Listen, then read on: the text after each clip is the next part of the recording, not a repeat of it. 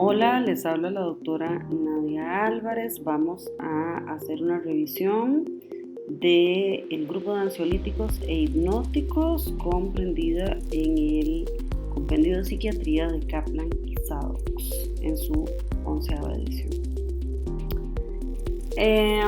Realmente es un grupo de fármacos fácil de revisar. El primero en introducirse fue el clordiazepóxido, que se llamaba Librium en 1959, o sea, son medicamentos muy viejos de estar en el mercado, y en 1963 se introduce el diazepam, que todavía nos acompaña, y básicamente tienen un efecto terapéutico, un mecanismo de acción muy fácil de comprender. Ellos lo que hacen es unirse a los receptores benzodiazepínicos, de los cuales deriva su nombre, que a su vez lo que hacen es modular la actividad GABA, es decir, potenciar la excitación de las neuronas GABAérgicas. Y como sabemos, el GABA es el gran neurotransmisor tranquilizante por excelencia, además uno de los más ubicuos en el sistema nervioso central. De manera que son medicamentos que se absorben rápidamente a nivel oral, haciendo un pico en el torrente sanguíneo que va de los 30 minutos a las 2 horas, lo cual nos habla de un inicio bastante rápido. Y dentro del gran grupo de medicamentos con este mecanismo de acción, los de inicio más rápido probablemente sean diazepam, lorazepam y alprazolam. Tienen vidas plasmáticas de 30 a 100 horas y tienen entonces algunos de ellos larga duración, el diazepam, el clonazepam, por ejemplo.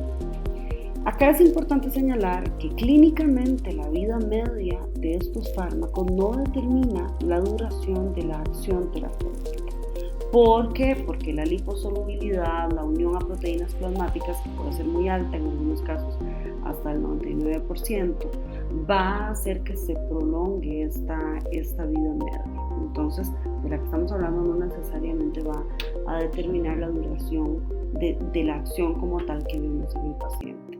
Y eso nos puede traer tanto ventajas como desventajas en la larga duración cuando escogemos un agente, y lo que vamos a tratar es de manejar estos datos de acuerdo a las necesidades de cada uno de nuestros pacientes. Hay otro grupo de fármacos que no son exactamente iguales a las benzodiazepinas, pero que comparten el mecanismo de modulación GABA, solo que de una forma alostérica, y entonces también se revisan en este capítulo. Son los medicamentos que de hecho los norteamericanos les dicen las drogas Z o las Z-drugs, porque empiezan todas con Z, ¿verdad? Saleplom, Zolpidem, Zopiclona. Zolpidem y Zopiclona son los que tenemos acá. Y lo que pasa con ellos es que son moduladores alostéricos porque se unen selectivamente en ciertas unidades del receptor GABA.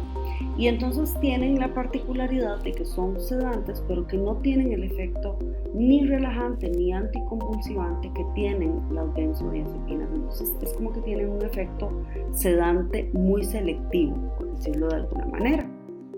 En cuanto a las drogas Z, lo que podemos decir es que también son rápidamente absorbidas tras la administración oral, que hacen picos de concentración muy rápidos, es decir, más rápidos que las benzodiazepinas, aproximadamente de 1 hora, y que tienen vidas medias muy cortas, con una eliminación total en cerca de las 6 horas. Es decir, que son medicamentos que se absorben, producen un efecto sedante y se eliminan rápidamente. De manera que el efecto acumulativo es mínimo, a diferencia de lo que les señalaba de las benzodiazepinas por liposolubilidad y por unión a proteínas. Que más adelante vamos a ver en qué radica, digamos, la diferencia entre estos dos tipos de fármacos. Cuando nosotros vamos a elegir alguno de estos fármacos, entonces, ¿en qué vamos a pensar? Vamos a pensar en la potencia. Potencia en términos de cuál me va a ofrecer más o menos sedación.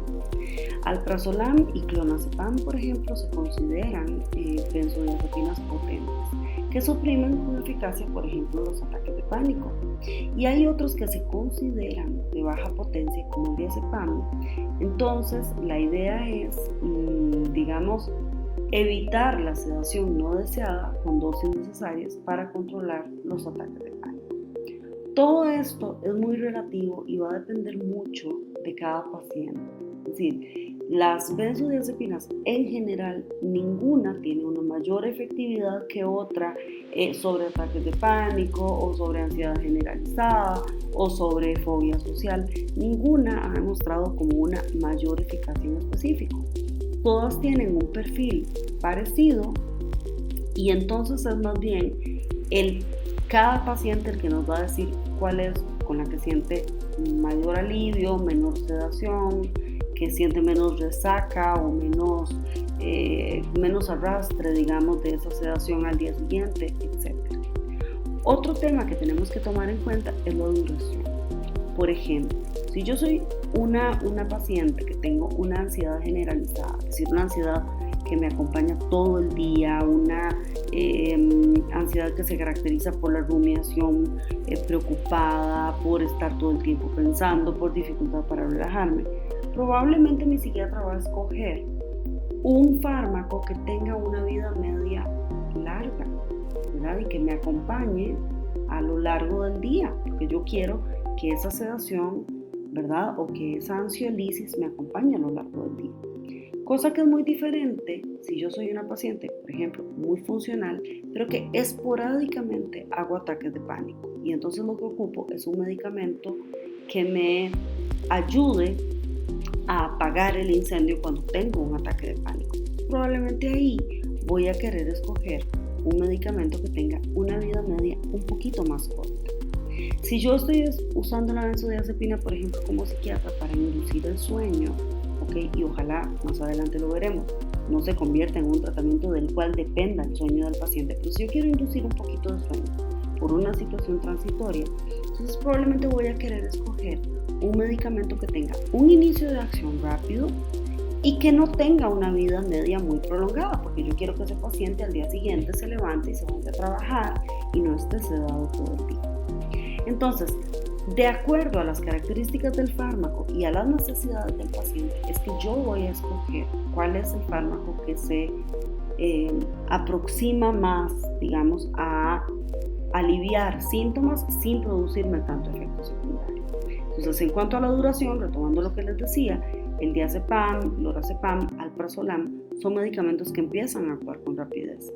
Tienen una vida media prolongada, por ejemplo el diazepam y el clonazepam, y tienden incluso a acumularse, por lo que en ciertas poblaciones particularmente como adulto mayor, etcétera, causan una sedación excesiva y pueden producir problemas de concentración, de memoria. Tenemos que pensar mucho en adulto mayor en el tema de las caídas. Vida media corta, por ejemplo, alprazolam, temazepam, lorazepam, que pueden tener, en este caso, un insomnio de rebote y amnesia anterrógrada.